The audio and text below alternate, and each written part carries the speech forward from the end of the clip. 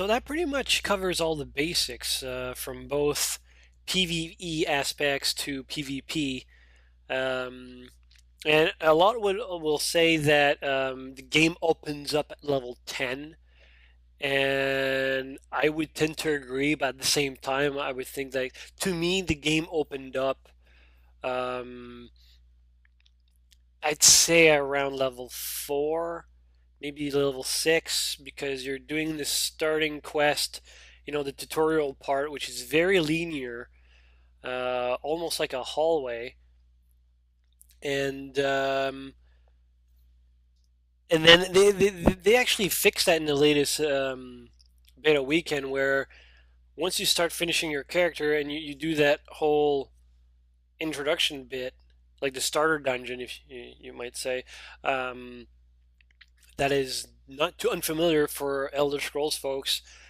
You get to you used to go to a specific island that was designated to new players, and what they did now is that they changed it so that you pretty much start in the world, and if you wanted to visit the island, the newbie island, I guess, um, you could just travel to that point. I'm assuming that they'll like craft a few quests near your spawning location where say, "Hey, we got this for new guys. Go there if you want to." I don't know how that's going to craft into the story because, well, it was more like a prologue, I guess. I don't know, but they have you starting a lot quicker. I think ZeniMax Online realized that a lot of people said that the game opens up at level 10, and that's completely true. But I mean, I felt that openness, or I saw the potential of it at the very least at around level 4 or 6. um, so we talked about questing the NPCs. um, Now you mostly saw content from a first person perspective because that's the kind of player that I am. um, I'm not one to enjoy necessarily looking at my character, especially for an Elder Scrolls game. And I like to keep things closer to my character, and you can't get closer than first person.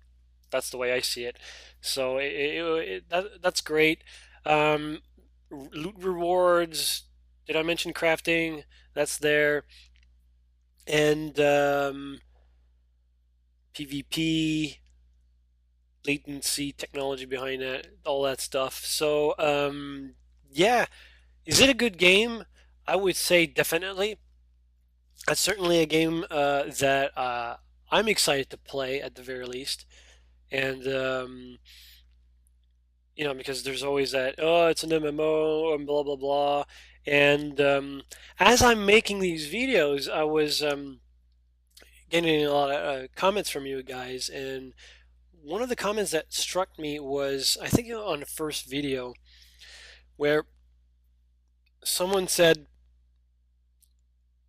the chat, like, it looked like an Elder Scrolls game except for that chat box that was happening at the side of the screen, the bottom left corner.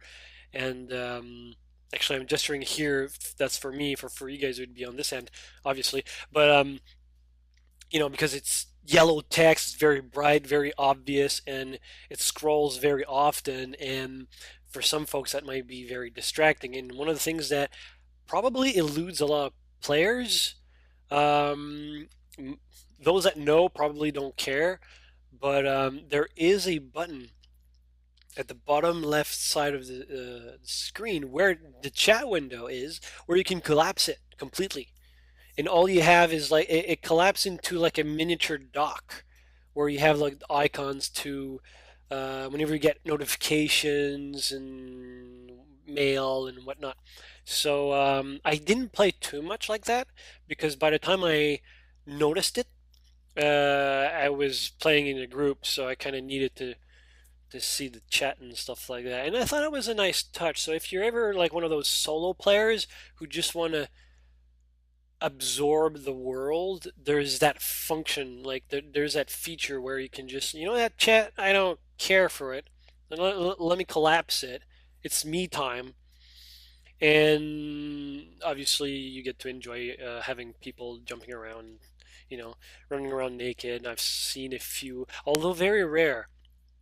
One thing I did not expect, though, is that normally in MMOs, you have very few diversity in character combinations and equipment and the looks and stuff like that. And I don't know if it's because of the relatively robust, I wouldn't say it's the most robust thing, um, character creation tools. Because obviously, when you think robust, the first thing that comes to mind is a City of Villains or a City of Heroes. I played a little bit of a City of Villains on a trial, so there's a lot of customization on that, and that is a scary thing to beat. Like in the sense, like as a developer to create something to that extent is, I think, is a scary thought. But I don't know if it's because the character creation in Elder Scrolls Online is still very good. Uh, I don't know if it's that or a combination of this with the classes and the weapons or the armor that players were using, but I thought that um, just taking the time to look at everybody, um, I didn't feel like there were a lot of copy pastes, if you know what I'm saying. Like say for example, like World of Warcraft, where you start a human mage, and the next guy next to you will probably look the same or like the same features, like the same silhouette, because he's also human and stuff like that. I mean, there's that to some extent. Like you can't get away with it because it's an MMO, and even most RPGs have that problem. I would say pretty much all of them have that problem. But it's like because you're so flexible with the armor types that you can wear and stuff like that. Like my mage character, I was wearing all cloth, but I could have had any combinations of heavy and medium with that cloth, and I think like mix matching stuff like that makes it a little bit. I think that's what it is. I think it's just a weapon and armor combination that makes it. I mean, also the character. So I didn't see that many clones. I think one of the games where because cloning, well, not the act of cloning yourself, but seeing a clone of your character in an MMO is one of the things that, to me, it's not a huge deal, but I can understand why it kind of disrupts the reality that you're trying to make here. Like, the fantasy of you being a unique character and stuff. You're a special snowflake, whatever. But I mean, in the sense that uh, when you're playing World of Warcraft, unless you're doing like a 10 man, I used to play like in 20 and 40 mans, Molten Core and all that stuff. And when you're a warlock, especially I'll talk about the 40 man because this is closer to the vanilla experience as you could get when you're looking around and looking at the MMO aspect of a game. So like 40 people, when you're a warlock and you're surrounded with like 5 or 6 other warlocks and you look around and it's like, well, you have the same gear as I do, or just a slight variant or something like that.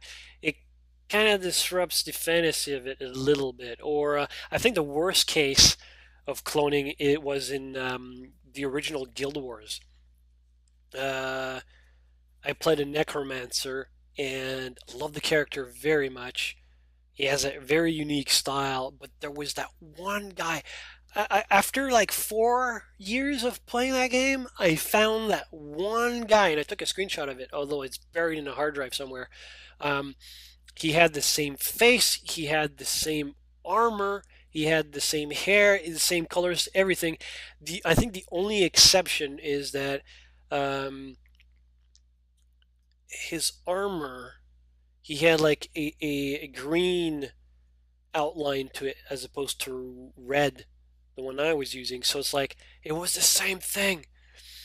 Uh, and when you're looking at the design of Guild Wars, you would think, well, that's kind of obvious. You got like what one body shape per class, and except for like the height slider, which all it does is really scale your character.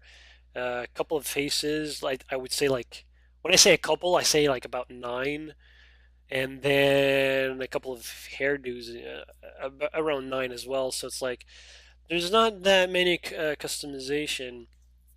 Um, and then the armor sets are very similar as well, not very similar. They're very unique sets, but like from one Necro to another, then he kind of looks the same. So, but to get back to Elder Scrolls Online, I didn't feel like that. Of course, you'll like as a mage, I love conjuration. In my Elder Scrolls, I always have to implement conjuration in some way, and I had to do that in Elder Scrolls Online. So I was in the conjuration tree, and obviously, I think it's the one that has maybe the most flair to it, basically because you have a pet, and you can have the scamp or you can have the oh, the name escapes me, the triceratop thingy, and Clanfear almost escaped me, but yeah, when you see one around, I was like, okay, well that's a wizard, that's a mage, and he's conjuration obviously, but what kind of skills did he use? I don't know. It's like, oh well, he's shooting, healing, so ooh, that's kind of weird. Um, it's interesting to see that. Now, it's a kind of a double-edged sword because I felt like in PvP, I couldn't differentiate a uh, a Nightblade to a Templar to a Dragon Knight. Um, Sorcerers were kind of easier to spot because when you're playing a sorcerer, for the most part, you have to look the part, right? So it's like you're all in cloth. I'm a wizard. Although I know a lot of people who played sorcerer classes and they went like full melee, full plate and melee. Um, um, yeah, in my early videos, you see like a buddy of mine with like a mohawk, and he was a sorcerer. Couldn't tell. I mean, he had like a battle axe and a shield, and he was covered in a mixture of light armor and medium armor, because he thought like a good mixture of magicka regeneration, light armor, and then he's got what was it in medium, like a critical hit or something like that, or stamina regeneration. I don't know. It's like he had a good balance. He thought, and he really enjoyed playing that weird mixture. Otherwise, he would probably went like a Templar or something like that. But because he had this idea of playing like a Thor character. He wanted lightning and the lightning trees and the sorcerer. So you're able to mix match, um, you know, abilities and classes together to really make a character that fits your style. And I think that's a strong point of any Elder Scrolls game. Again, I'm slightly disappointed in the fact that they went back to class mechanics, like where at character creation you create a class or you select a class, I should say. Man, would it be nice to be able to just craft your own class, kind of like in previous Elder Scrolls? Like I say previous, but um, Morrowind and Oblivion. I'd rather not have any classes at all, like kind of like Skyrim. But if they had to put classes, it would have been nice to have like that sort of customizability at the start of the game. Maybe a little bit too overwhelming for new players, but if you're playing Elder Scrolls Online, you would assume, although it would be the wrong assumption, that you would play an Elder Scrolls Online. I'm counter arguing myself as I'm speaking here because this is not planned or anything. I'm just sharing my thoughts, and the reason why I think like you shouldn't assume that is because, well, World of Warcraft. You assume that players from World of Warcraft played the previous games. Oh, how wrong was I? Anyways, um, yeah, it's like, anyways, so there's that identity thing where it's a good thing because visually I didn't feel like a carbon copy from anybody else, and it's not the idea of I want to be the special snowflake, but it was the idea of if it was an illusion, it was a really good one, but I felt like Um, it had enough character customization within the MMO to really have like unique characters and stuff like that. So that's really nice. You can't say, oh, well, he's a Nightblade, he's doing this. He has to do that, or he has to bow and arrow and stuff like that. Although I think that's one of the things like you could spot like a Nightblade as like if they're always stealthing, even in areas where, come on, guy, you don't even need the stealth. He's a Nightblade. He's like playing. He wants to stealth. I mean, that's why he chose Nightblade to begin with, right? But anybody can stealth. Um, but yeah, being able to spot like an enemy and say, oh, okay, he's a Templar. I know my routine. There's a big element of uncertainty. Maybe because I'm a mage or a sorcerer and I couldn't see, like I was trying to keep my distance from everybody, that I couldn't see enough of the subtleties between the classes. Maybe I didn't play long enough to spot, like, okay, that red glow is a Templar ability, or that yellow shout is a Dragon Knight. I understand Dragon Knight class from, I think he has a jump and he summons like wings behind his back as he's jumping or leaping, and he can breathe fire. Okay, so that's dragon. Obviously, dragons. Um, but other than the obvious stuff like that, it was kind of a really great area, and that's kind of cool because you want that, but it might have been too much. Uh, because when you're in combat, you kind of have that secure, like when you know what you're up against, it's a lot easier to plan and make strategies as opposed to, well, I guess I'll shoot fireballs. Like I'm not sure. Like will he like grab me with the hook shot? Like what? Um, Although I don't think the hook shot is an actual class abilities. Actually, it might be. That might be a Templar thing. I don't know. But yeah. So what else can I say? I found some little cool little things like apparently like the mounts when you're on them, they scale, like the horses have different sizes based on your race. So I was questing next to my lightning buddy, the guy with the mohawk, and he had a slightly larger horse. And at first you don't spot that until, I don't know how it came to be, but I wanted to look and see if there were any differences in size. And we just parked our horses side by side, and I just tilted the camera up to see like a top view, and lo and behold, my elven horsey, although it's an imperial horse, but I mean, for an elf, it was slightly shorter. So they scale that. That was kind of interesting. So I'm thinking Bosmers, they should have like a tiny little horse. Um,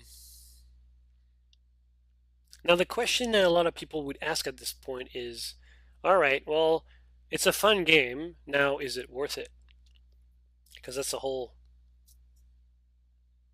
I wouldn't say controversy, but that's the big debate, especially in this day and age, right? With free to play models and stuff like that.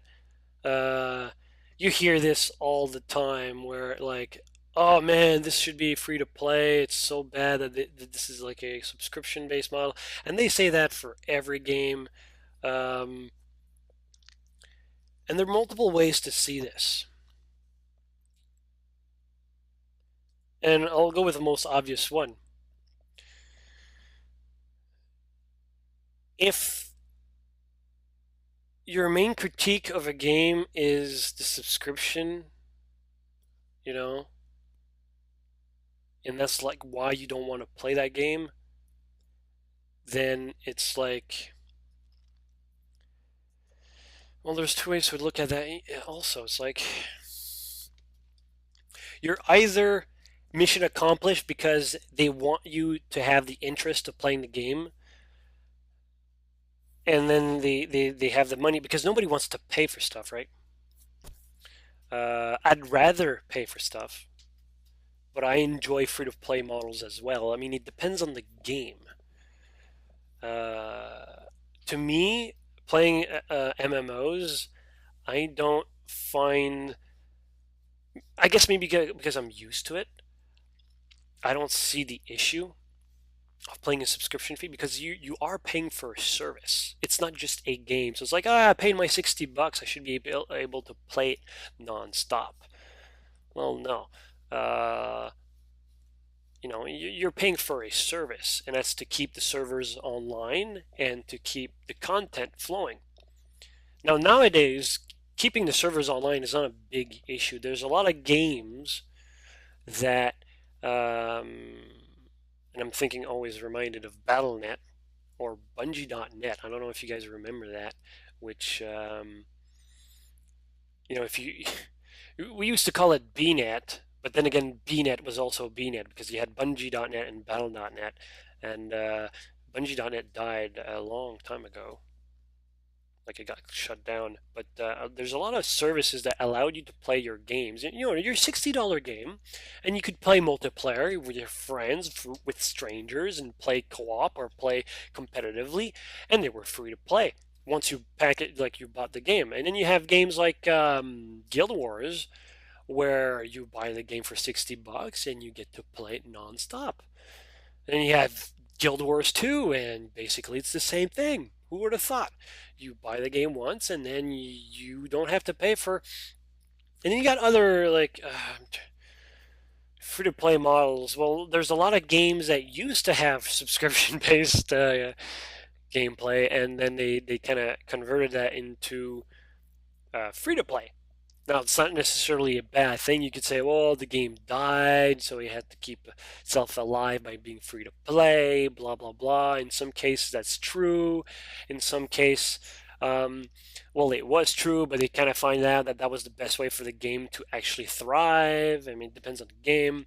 I think a good example is I played Pirates of the Burning Seas, and I find that game really entertaining. I'm a huge fan of pirates, so obviously when the opportunity came to play an MMO, and it plays like, I don't know if you guys ever played Sid Meier's Pirates games. Um, they're on the line of being RPGs, kind of. You're playing this guy who wants to become a pirate, and you make decisions, and you buy your ship or you get a ship, and then you drive around with your ship, and then you find other uh, vessels and stuff like that. You either fight them or trade or whatever, and they had the same mechanics when you load it into the battle instance. And I think that's what hurt the game, at least for me, was that technologically the game was beautiful at the time, and I think it still is. Uh, and the PvP was awesome. You had like siege battles where you had like one team on a fort and the other team was like invading, and group play, doing missions like PvE missions is in a group, and you have like very class defining abilities and stuff like that. It was really amazing. But when you have a game that's all instanced, I don't know if you guys understand what I mean by instance. It's like a copy of, say, a dungeon. I'll use Basic's term for like Elder Scrolls, right? So you you have the world, the overworld, where the trees and mountains and stuff like that, and the cities, and imagine the cities as being like hubs, where that's where you see the people, where you can form groups and stuff like that. And then when you enter the world, like the outside world, then it was your own little copy of that world. And when you went inside another dungeon, it was also another copy of that dungeon. So it kind of defeats the purpose of an MMO. So it was basically like a single player game with online components, multiplayer components. Gee, where have I seen that before? Oh yeah, other games that you bought for $60 and the online or multiplayer part was free. So Guild Wars 1 functioned like that, and Guild Wars 2 also functions like that. And Pirates of the Burning Sea function like that, but it had a subscription base. And I was like, well, that's not really worth it. $15 a month, and in Canada it was basically like 18. And couldn't pay for it. So reluctantly, I had to. Of course, I was still playing Guild Wars and World of Warcraft at the time, so 3 MMOs was kind of too much. But you kind of get what I'm saying about the idea of paying a subscription for a service and why some of them are free to play. Now, another example would be the Elder Scrolls Online, the Lord of the Rings Online, which that turned into free to play, and and it's thriving. I don't think the Elder Scrolls Online, Lord of the Rings Online was one of those games that suffered, I would say, straight from release. Maybe it was okay for about a month or two, and after that, it just plummet. I wouldn't say that bad, but it was on a decline from the start, and it was kind of sad. It was still an enjoyable game. I didn't play it too long, but and then it went free to play, and what happened? Wow, a lot of players, oh, well, of course, there's a first wave, it's free, and then you get to pay by the minute, on the moment of your game. So, like Guild Wars 2, that's how they do it. I'm trying to like wrap my thoughts around this as I'm explaining it to you. We mentioned Guild Wars 1 and Guild Wars 2, and Guild Wars 1, you didn't have to pay a cent. I think the only thing you would have to pay were probably like extra inventory stash, like at the bank. And even then, I think I got all mine for free because I paid all the campaigns. You get like the base game, two campaigns, extra campaigns, which were like independent from each other, which is awesome, by the way, awesome tech. And then you had the one expansion before Guild Wars 2 came out, the Eye of the North. And if you bought all of them, you had all the available like character slots on your account and all the bank slot linked to your account. And I think after that, you could buy maybe costumes and extra character slots, but that was pretty much it. But what kept the game alive was basically on the idea that you pay $60 for a game, great value, by the way, and then after like 6 months later, there was that one major update where it had another expansion or another campaign that you could buy, and it would add up to your first campaign. Or if you didn't have the original, you could just buy that campaign and play that with your friends. That was brilliant, and they did that every 6 months. So, well, two other times, really. So it's like original, and then and so on and so forth. That's how that game kept alive, and it was kind of easy because they treated it as a single player game with online components, and that's why a lot of folks didn't really perceive that as an MMO. I mean, Guild Wars 1 got a lot of flack because of that. I mean, nowadays we just don't care. It's like, it's an MMO because of Guild Wars 2 and stuff like that. And Guild Wars 2 doesn't have that. To my understanding, the developers, the ArenaNet, um, confirmed on a letter that they had absolutely no plans on expansions.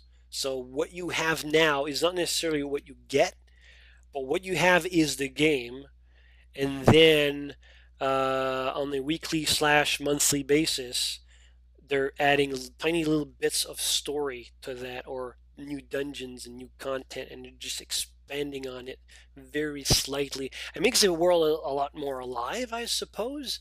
But the it's in increments and it's very small, and you're not paying a thing other than the original price. Um, but they want to keep you playing in the game so that in the store you could, buy gems and increase your character slots, or buy those new costumes. I bought just inventory space. I was hoarding so many items that look very awesome, but I didn't want to destroy them or sell them because, well, they're interesting. I might need them later, and I've known to collect a lot of stuff in my MMOs. So yeah, I bought, for $10, I bought extra storage space. So it's like that's how they keep people. That's how they allow themselves to expand on their games, is to let players buy those little things and make them very um, appealing so that you buy them, and then they can use that money funding to keep the games running and keep updating it, but it's like in very small increments. So I guess it's functional, I guess, but I don't know. Whenever you feel about, like, if free to play is your thing or subscription is your thing, like, because there's two clan, right? You'd rather don't want to feel like you're forcing yourself to play an MMO because you're paying a service, and the other one is that you were going to play regardless, and um,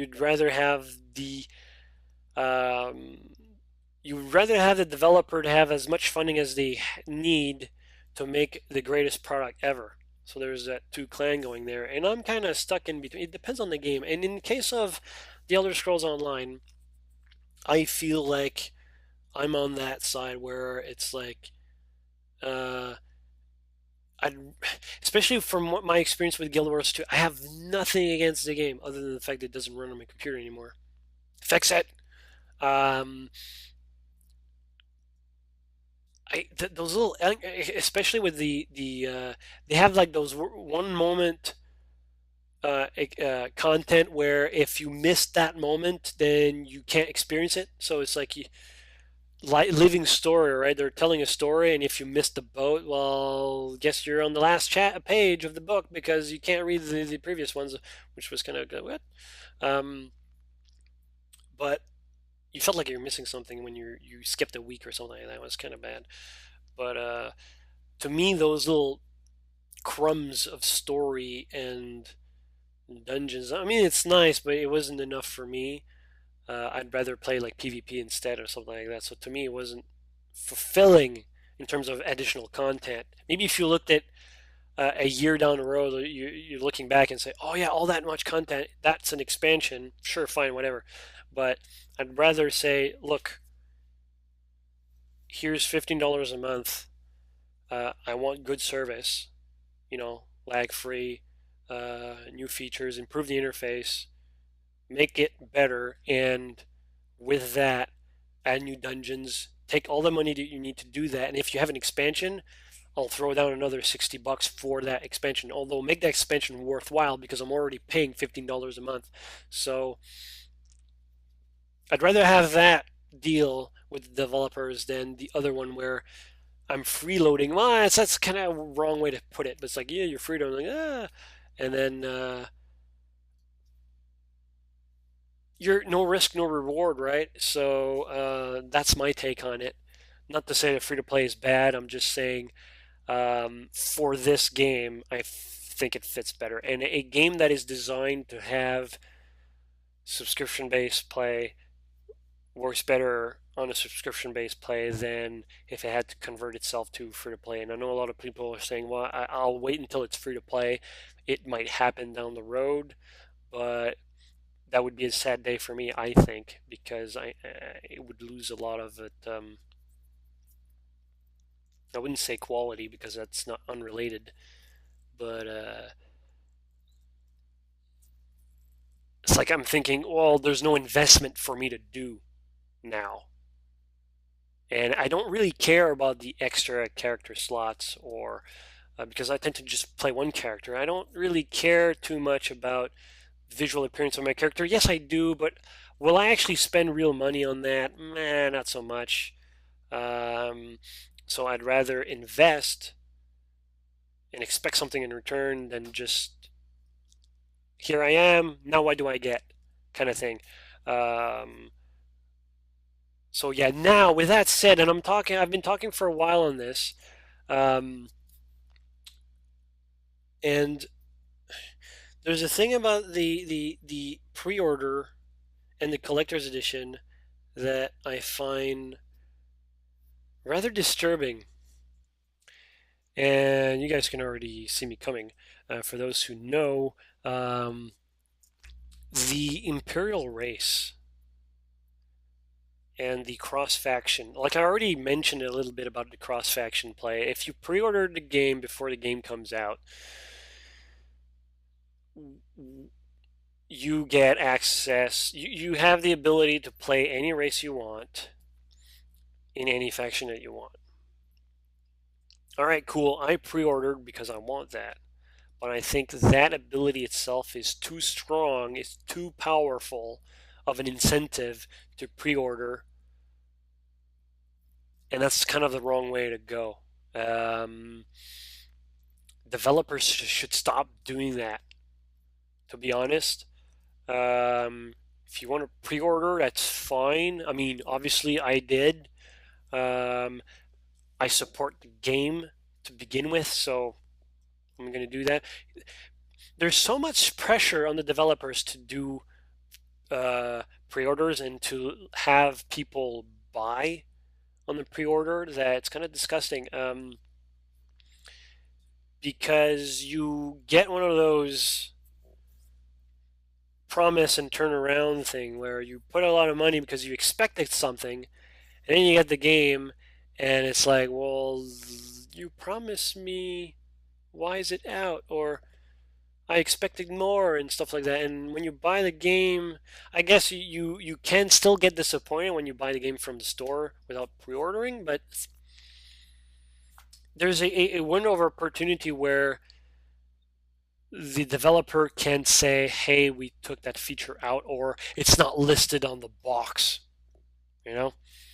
I think the most recent news on that, or recent example, is Dark Souls 2, which is a game that I'm kind of excited about, even though I haven't nearly completed the first one. If it promises good controls, I'll jump on it. But it's like, have you seen any screenshots or any videos of Dark Souls 2? They look amazing. Have you seen actual gameplay from PlayStation 3 and PlayStation 4? Well, the gameplay itself's fine, but what you see there is not what you saw before, and you pre-order it. So it's like, I can understand why a lot of people are pissed off about that. And what I mentioned specifically is the fact, like, first try, you notice that there's no shadows. There's no real-time shadows. And I was discussing this with Twinnings earlier this morning, and he mentioned, because he's following that, because he's tempted to buy Dark Souls 2 either on consoles or wait for the PC version. And he's been following this, and he says, from what I know, they took away the real time shadows and stuff like that because they couldn't handle it, like the computers couldn't handle it.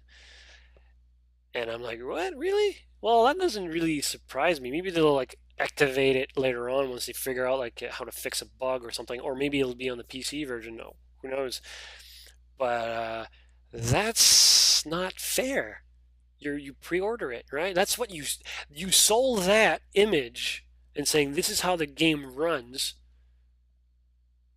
And let me guess, what's on the box, right? I've sold Dark Souls 2 screenshots without shadows. I seriously doubt it. So, um, developers need to stop doing that. And you could say Blizzard is responsible for that as well. Well, not the whole Elder Scrolls part, but they have their own problems too. Like they mentioned PvP a little too early in the development because Diablo 3 doesn't have PvP. Now, am I pissed about that? No, because I could care less about it. But a lot of folks are still 2 years down the road asking where the hell is PvP, and I think they're just doing that to troll at this point, but it's an issue. I mean, it's been mentioned. I don't know if it's on the actual box, and I couldn't tell you because my box is a collector's edition box, and it doesn't have like bullet points or something like that, or the actual game features. But if it's on the box, then yeah, you did a switcheroo, and that's not cool. And pre-orders tend to have that problem.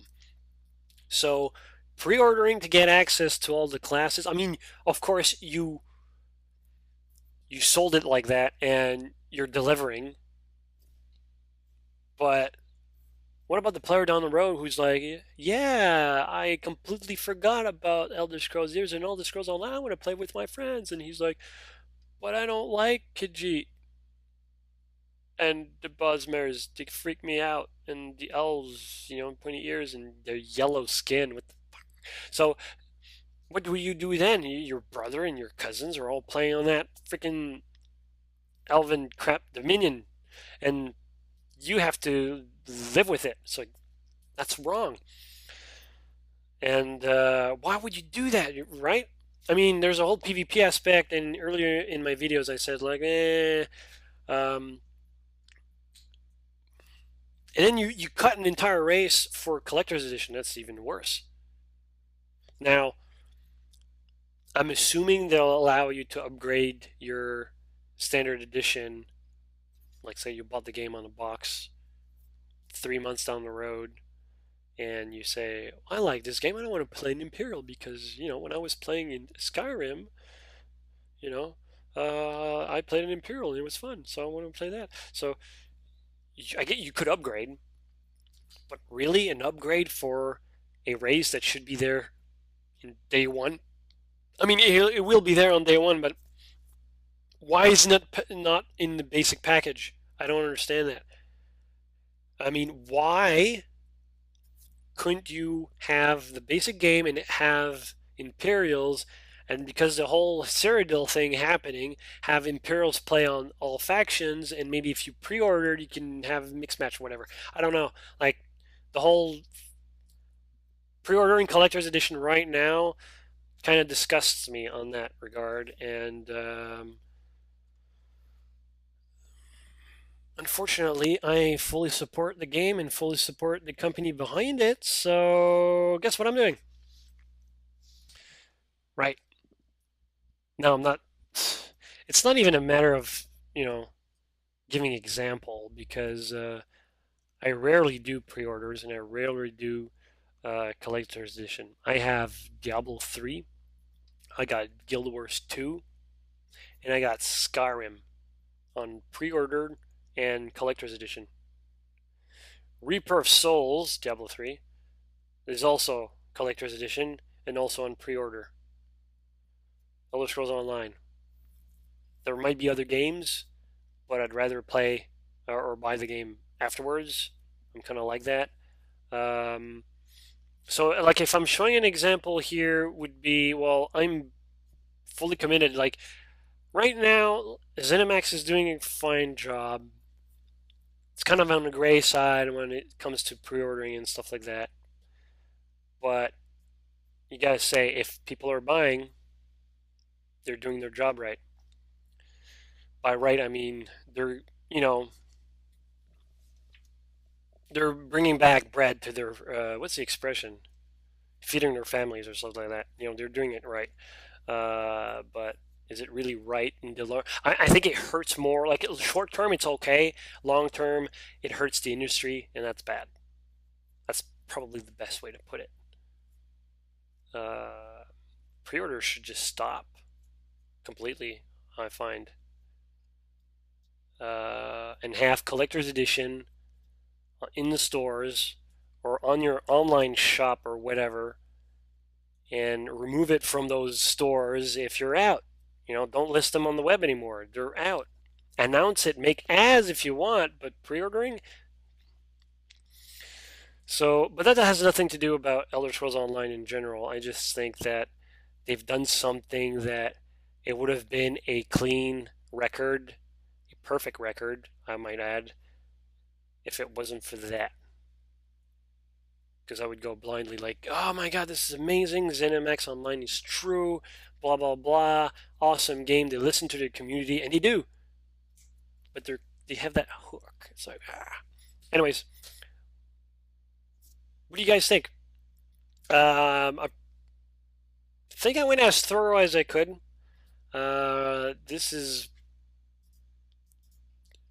yeah, I'm rambling. I know some of you might enjoy that, but I'm gonna stop it here. So, hope you enjoy. Now it's time to play some offline Elder Scrolls, and I'll see you guys next time.